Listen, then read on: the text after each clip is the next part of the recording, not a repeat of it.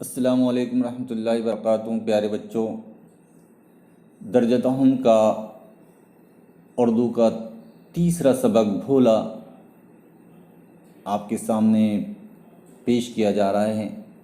इस सबक के मुसन्निफ़ है राजेंद्र सिंह बेदी। पहली बात से शुरू करते हैं। उर्दू की बयानी इसनाद में सबसे ज़्यादा मकबूलियत अफ़साने को हासिल है। इसमें वाक़यात का बयान, किरदारों की गुफ्तगू और मंज़र व माहौल की पेशकश बहुत नबीतुली और तासुर से भरपूर होती है। प्लॉट, किरदार, ज़मान व मकाम, मरकज़ी ख़याल और असलूब की अफ़साने के फ़न में ख़ास अहमियत है। ज़्यादातर अफ़साने किसी प्लॉट ही की बुनियाद पर कायम होते हैं। अफ़साने में किरदार की शख्सियत के कुछ ही पहलू दिखाए जा सकते हैं। इसलिए अफ़साने की कामयाबी के लिए लाजमी है कि उसकी इब्तिदा ही में किरदार का वाज़ेह नक्श उभर आए। हर वाक़या और इंसानी तजुर्बा वक्त के किसी न किसी मखसूस दायरे और मकाम के किसी न किसी मुअय्यना पस मंज़र में जन्म लेता है। अच्छे अफ़साने में माहौल की जुज़ियात और किरदारों के ज़मानी पस मंज़र का वजूद ज़रूरी है। जान पहचान। राजेंद्र सिंह बेदी 1915 में पैदा हुए। वो उर्दू के सफ़ अव्वल के अफ़साना निगार हैं। वो तरक्की पसंद तहरीक से वाबस्ता थे।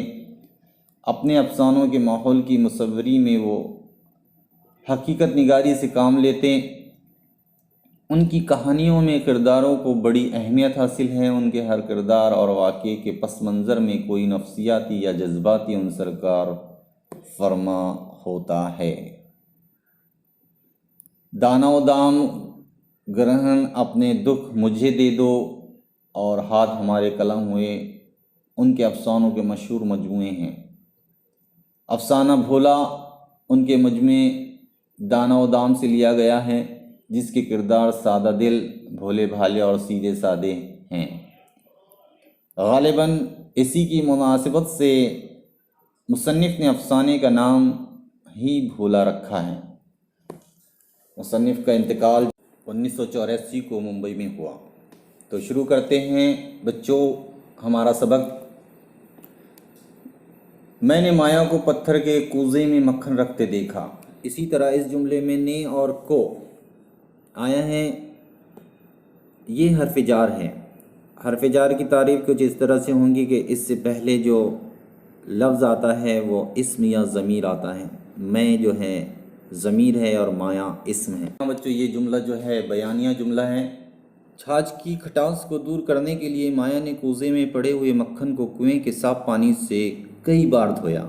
छाछ इस्म है, खटास सिफ़त है। कूज़ा मिट्टी के बर्तन को कहते हैं। इसी तरह साफ पानी, अगर उसने कहा सरगर्मी में सिफ़त और मौसूफ़ लिखिए तो साफ सिफ़त है और पानी मौसूफ़ है।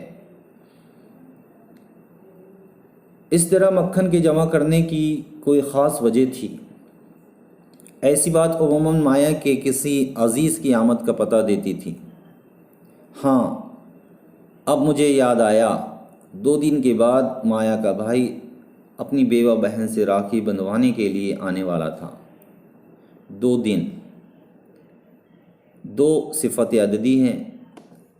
बेवा, बहन, सिफ़त व मौसूफ़ अगर पूछा तो बेवा जो है सिफ़त है और बहन मौसूफ़ है। बहन की तारीफ़ हो रही है, बहन के बारे में बताया जा रहा है कि बेवा, बहन जो है बेवा है। बेवा जिसका शौहर मर जाए उसे बेवा कहते हैं। अगर इसने सरगर्मी में पूछा बेवा, इस लफ्ज़ के लिए फ़िक्रा लिखिए तो हम लिख सकते हैं जिस औरत का शौहर मर जाए उसे बेवा कहते हैं।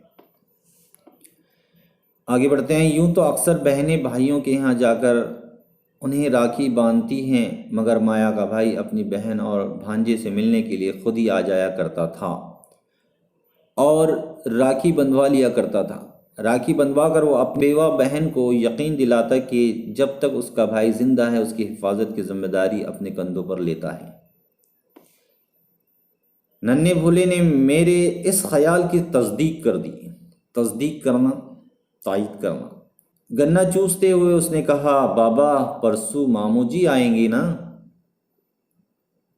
इस जुमले पे अगर गौर करें, बाबा परसों मामू जी आएंगे ना, तो ये जुमला बच्चों इस्तिफ़ामिया है, जिसे हम सवालिया कह सकते हैं। इसकी हल्की सी पहचान है कि इसके आखिर में सवालिया निशान होता है। मैंने अपने पोते को प्यार से गोद में उठा लिया। हाँ बच्चों, ये जुमला जो है बयानिया है। मैंने अपने पोते को प्यार से गोद में उठा लिया। इसी तरह और मुस्कुराते हुए कहा। अगर इस जुमले को हम देखें तो किस्म जो है बयानिया है, लेकिन अगर साख्त के एतबार से देखें तो इस जुमले की साख्त जो है मुरक्कब है। जी हाँ बच्चों, और लेकिन जब इस तरह के अल्फाज अगर जुमले के अंदर आते हैं तो मुरक्कब जुमला कहलाता है। मैंने अपने पोते को प्यार से गोद में उठा लिया और मुस्कुराते हुए देखा, ये मुरक्कब जुमला है। भोले, तेरे मामू जी तेरी माता जी के क्या होते हैं? जी हाँ बच्चों, ये जो जुमला है ये इस्तिफ़ामिया जुमला है, जिसे हम सवालिया कह सकते हैं। भोले ने कुछ तामुल के बाद जवाब दिया। तामुल, रुक कर सब्र के साथ। मामू जी। माया खिलखिलाकर हंसने लगी। माया, जी हाँ बच्चों, मुब्तदा है, खिलखिलाकर हंसने लगी खबर है। मैं अपनी बहू के इस तरह खुलकर हंसने पर दिल ही दिल में बहुत खुश हुआ। माया बेवा थी और समाज उसे अच्छे कपड़े पहनने और खुशी की बात में हिस्सा लेने से भी रोकता था। मैंने बारहा माया को अच्छे कपड़े पहनने, हंसने खेलने की तलकीन करते हुए समाज की परवाह न करने के लिए कहा था, मगर माया ने अज खुद अपने आप को समाज के रूह फरसा अहकाम के ताबे कर लिया था। तलकीन, समझाना, रूह फरसा, रूह को तकलीफ देने वाला। उसने अपने तमाम अच्छे कपड़े और जेवरात की पटारी एक संदूक में मुकफ़ल करके चाबी एक जौहड़ में फेंक दी थी। जौहड़ कहेंगे बच्चों पानी से भरा हुआ घड़ा। माया ने अपने लाल को प्यार से पास बुलाते हुए कहा, भोले तुम नन्ही के क्या होते हो? जी हाँ बच्चों, एक बार फिर हमारे सामने इस्तिफ़ामिया जुमला आया है। भाई, भोले ने जवाब दिया। इसी तरह तेरे मामू जी मेरे भाई हैं। भोला ये बात न समझ सका कि एक ही शख्स किस तरह एक ही वक्त में किसी का भाई और किसी का मामू हो सकता है। वो तो अब तक यही समझता आया था कि उसके मामू जान उसके बाबा जी के भी मामू जी हैं। जी हाँ बच्चों, ये जुमला जो है वो तो अब तक यही समझता आया था कि उसके मामू जान उसके बाबा जी के भी मामू जी हैं। साख्त के एतबार से अगर इस जुमले पर अगर गौर करें तो ये मखलूत हैं, क्योंकि यहाँ के मखलूत की पहचान ये है कि पहला फ़िक्रा दूसरे फ़िक्रे के ताबे होता है, यानी अपना मतलब पूरा नहीं देता। मुझे दोपहर को अपने घर से 6 मील दूर अपने खेतों में हल पहुँचाने थे। बूढ़ा जिस्म उस पर मुसीबतों का मारा हुआ। बेटी की मौत ने उम्मीद को यास में तब्दील करके कमर तोड़ दी थी। अब मैं भोले के सहारे ही जीता था। 6 मील, 6 सिफत हैं, सिफत अददी कहेंगे। यास इसका माना है नाउम्मीदी। रात को मैं थकान की वजह से बिस्तर पर लेटते ही ऊँघने लगा। ज़रा तवक्कुफ़ के बाद माया ने मुझे दूध पीने के लिए आवाज़ दी। मैंने उसे सैकड़ों दुआएं देते हुए कहा, मुझ बूढ़े की इतनी परवाह न किया करो बेटा। भोला अभी तक न सोया था। उसने एक छलांग लगाई और मेरे पेट पर चढ़ गया। बोला, बाबा जी आप आज कहानी नहीं सुनाएंगे क्या? जी हाँ बच्चों, और एक मरतबा आपके सामने इस्तिफ़ामिया जुमला आया है। नहीं बेटा, मैंने कहा, मैं आज बहुत थक गया हूँ, कल दोपहर को तुम्हें सुनाऊंगा। भोले ने रूठते हुए जवाब दिया, मैं तुम्हारा भोला नहीं बाबा, मैं माता जी का भोला हूँ। जानता था कि मैंने उसकी ऐसी बात कभी बर्दाश्त नहीं की। जी हाँ बच्चों, साख्त के एतबार से ये मखलूत जुमला है, इसमें के है। मैं हमेशा इससे यही सुनने का आदी था कि भोला बाबा जी का है और माता जी का नहीं। मगर उस दिन हलों को कंधे पर उठाकर 6 मील तक ले जाने और पैदल ही वापस आने की वजह से मैं बहुत थक गया था। मामूली थकन के बायस मैंने भोले की वो बात भी बर्दाश्त की और ऊँघते ऊँघते सो गया। सुबह के वक्त उसने फिर मेरी गोद में आने से इनकार कर दिया और बोला, मैं नहीं आऊँगा तुम्हारे पास बाबा। क्यों भोले? भोला बाबा जी का नहीं, भोला माता जी का है। मैंने भोले को मिठाई के लालच से मनाया और चंद ही लम्हात में वो बाबा जी का भोला बन गया और मेरी गोद में आ गया और अपनी नन्ही टांगों के गिर्द मेरे जिस्म से लिपटे हुए कंबल को लपेटने लगा। माया ने पाव भर मक्खन निकाला और उसे कूजे में डालकर कुएं के साफ पानी से उसकी खटास को धो डाला। अब माया ने अपने भाई के सैर के करीब मक्खन तैयार कर लिया था। मैं बहन भाई के इस प्यार के जज्बे पर दिल ही दिल में खुश हो रहा था।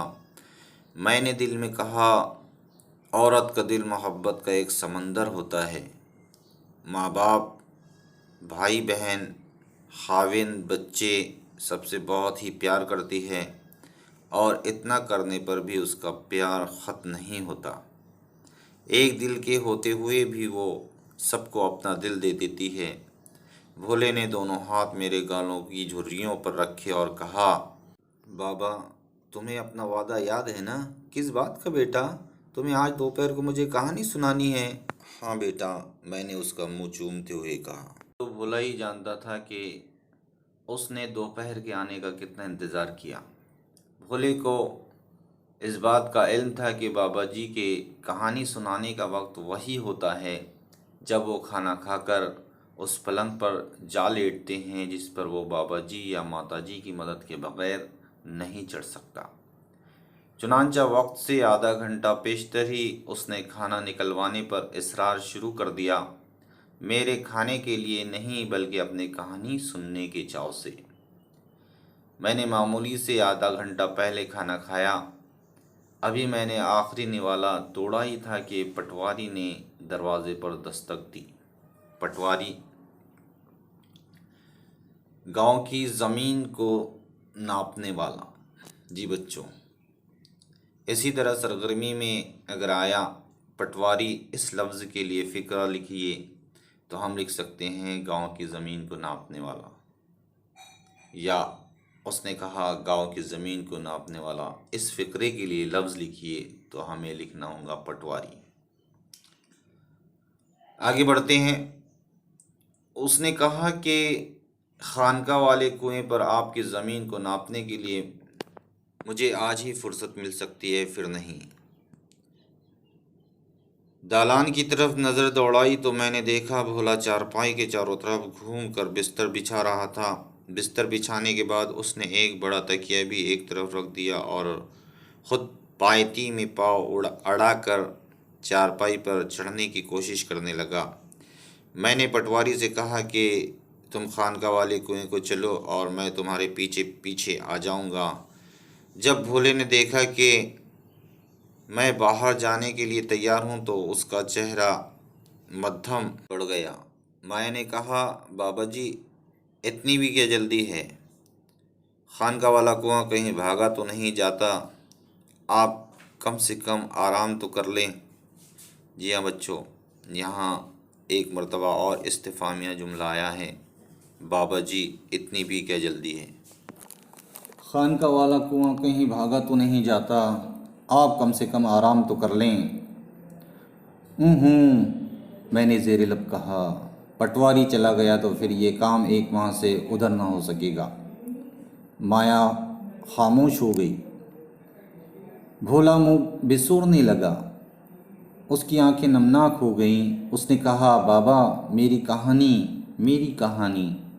भोले मेरे बच्चे, मैंने टालते हुए कहा। दिन को कहानी सुनाने से मुसाफिर रास्ता भूल जाते हैं। रास्ता भूल जाते हैं? भोले ने सोचते हुए कहा, बाबा तुम झूठ बोलते हो, हमें बाबा जी का भोला नहीं बनना।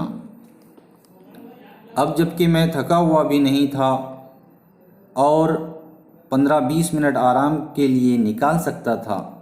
15-20 मिनट, जी हाँ बच्चों, 15-20 सिफत अददी हैं। भोले की इस बात को आसानी से किस तरह बर्दाश्त कर लेता। मैंने अपने शाने से चादर उतार कर चारपाई की पायती पर रखी और पलंग पर लेटते हुए भोला से कहा, अब कोई मुसाफिर रास्ता खो बैठे तो उसके ज़िम्मेदार तुम होगे। और मैंने भोले को दोपहर के वक्त 7 शहजादों और 7 शहजादियों की एक कहानी सुनाई। भोला हमेशा उस कहानी को पसंद करता था जिसके आखिर में शहजादे और शहजादी की शादी हो जाए, मगर मैंने उस रोज़ भोले के मुंह पर खुशी की कोई अलामत न देखी, बल्कि वो अफसुर्दा मुंह बनाए हल्के हल्के कांपता रहा। इस ख्याल से कि पटवारी खानका वाले कुएं पर इंतज़ार करते करते थक कर कहीं अपने गांव का रुख न कर ले, मैं जल्दी जल्दी अपने नए जूते में दबती हुई एड़ी की वजह से लंगड़ाता हुआ भागा। शाम को जब मैं वापस आया और जो ही मैंने दहलीज में कदम रखा, भोले ने कहा, बाबा आज मामू जी आएंगे ना? फिर क्या हुआ भोले? मैंने पूछा। मामू जी अगन बोट लाएंगे। मामू जी के सर पर मकई के भुट्टों का ढेर होगा ना? बाबा हमारे तो मकई होती ही नहीं बाबा, और तो और वो ऐसी मिठाई लाएंगे जो आपने ख्वाब में भी न देखी होगी। मैं हैरान था और सोच रहा था कि किस खूबी से ख्वाब में भी न देखी होगी कि अल्फाज 7 शहजादों वाली कहानी के बयान में से उसने याद रखे। जीता रहे, मैंने दुआ देते हुए कहा, बहुत ज़हीन लड़का होगा और हमारा नाम रोशन करेगा। बच्चों इस जुमले पर अगर गौर करें तो ये बराह रास्त जुमला है। यहाँ किसी के कहे हुए अल्फाज को इन्वर्टेड कॉमास में लिखा हुआ है। ये जुमला दे सकता है सरगर्मी में और एराफ लगाने के लिए कह सकता है। तो यहाँ हम इस तरह जो एराफ लगे हैं सरगर्मी हल कर सकते हैं। आगे बढ़ते हैं। शाम होते ही भोला दरवाजे में जा बैठा ताकि मामू जी की शक्ल देखते ही अंदर की तरफ दौड़े और पहले अपनी माताजी को और फिर मुझे अपने मामू जी के आने की खबर सुनाए। दियों को दिया सलाई दिखाई गई। दिया सलाई इसमें है। ज्यों ज्यों रात का अंधेरा गहरा होता जाता, दियों की रोशनी ज़्यादा होती जाती, तब मुतफ़क्किराना लहजे में माया ने कहा, बाबा जी भैया अभी तक नहीं आए। मुतफ़क्किराना सोचते हुए, मुमकिन है कोई ज़रूरी काम आ पड़ा हो, राखी के रुपये डाक में भेज देंगे। मगर राखी? हाँ राखी की कहो, उन्हें अब तक तो आ जाना चाहिए था। मैंने भोले को ज़बरदस्ती दरवाज़े की दहलीज पर से उठाया। भोले ने अपनी माता से भी ज़्यादा मुतफ़क्किराना लहजे में कहा, माता जी मामू जी क्यों नहीं आए? जी हाँ बच्चों, एक बार फिर इस्तिफ़ामिया जुमला हमारे सामने आया है जिसे हम सवालिया कहते हैं। अगर सरगर्मी पूछा तो इसे निकाल कर लिख सकते हैं। आगे बढ़ते हैं। माया ने भोले को गोद में उठाते हुए और प्यार करते हुए कहा, शायद सुबह को आ जाएं तेरे मामू जी मेरे भोले। फिर भोला कुछ देर बाद सो गया। माया का भाई अभी तक नहीं आया था। मैं सितारों की तरफ देखते देखते ऊँघने लगा। यकायक यानी अचानक, यकायक माया की आवाज़ से मेरी नींद खुली। वो दूध का कटोरा लिए खड़ी थी। बेटी तुम्हें इस सेवा का फल मिले बगैर न रहेगा। सेवा हिंदी का लफ्ज़ है जिसके उर्दू माना खिदमत के हैं। पूछ सकता है सरगर्मी में कि सबक से हिंदी लफ्ज़ निकाल कर लिखिए जिसका माना खिदमत होते हैं। आगे बढ़ते हैं। तभी मेरे पहलू में बिछी हुई चारपाई पर से भोला आंखें मलते हुए उठा। उठते ही उसने पूछा, बाबा मामू जी अभी तक क्यों नहीं आए? आ जाएंगे बेटा, सो जाओ, वो सुबह सवेरे आ जाएंगे। अपने बेटे को अपने मामू के लिए इस कदर बेताब देखकर माया भी कुछ बेताब सी हो गई, बेताब बेचैन। ऐन इसी तरह जिस तरह एक शमع से दूसरी शमع रोशन हो जाती है, कुछ देर के बाद वो भोले को लिटा कर थपकने लगी। माया की आंखों में भी नींद आने लगी। दिन भर के काम काज की थकन से माया गहरी नींद सोती थी। मैंने माया को सो जाने के लिए कहा और भोले को अपने पास लिटा लिया। बत्ती जलती रहने दो, सिर्फ धीमी कर दो। मेले की वजह से बहुत से चोर चकार इधर उधर घूम रहे हैं, मैंने माया से कहा। सबसे बड़ी बात यह थी कि इस दफ़ा मेले पर जो लोग आए थे उनमें ऐसे आदमी भी थे जो कि बच्चों को अगवा करके ले जाते थे। पड़ोस के एक गांव में एक ऐसी वारदातें हुई थी, इसीलिए मैंने भोले को अपने पास लिटा लिया था। मैंने देखा भोला जाग रहा है। उसके बाद मेरी आंख लग गई। थोड़ी देर के बाद जब मेरी आंख खुली तो मैंने बत्ती को दीवार पर न देखा। घबरा कर हाथ पसारा तो भोला भी बिस्तर पर न था। पसारना फैलाना। मैंने अंधों की तरह दीवार से टकराते और ठोकरे खाते हुए तमाम चारपाइयों पर देख डाला। माया को भी जगाया, घर का कोना कोना छान मारा, भोला कहीं न था। माया हम लुट गए, मैंने अपना सर पीटते हुए कहा। माया माँ थी। उसका कलेजा जिस तरह शक हुआ, ये कोई इसी से पूछे। अपना सुहाग लुटने पर उसने इतने बाल न नोचे थे जितने के उस वक्त नोचे। वो दीवानों की तरह चीखें मार रही थी। पास पड़ोस की औरतें शोर सुनकर जमा हो गई और भोले की गुमशुदगी की खबर सुनकर रोने पीटने लगी। आज मैंने मेले के एक बाजीगर को अपने घर के अंदर घूरते हुए देखा था, मगर मैंने परवाह नहीं की थी।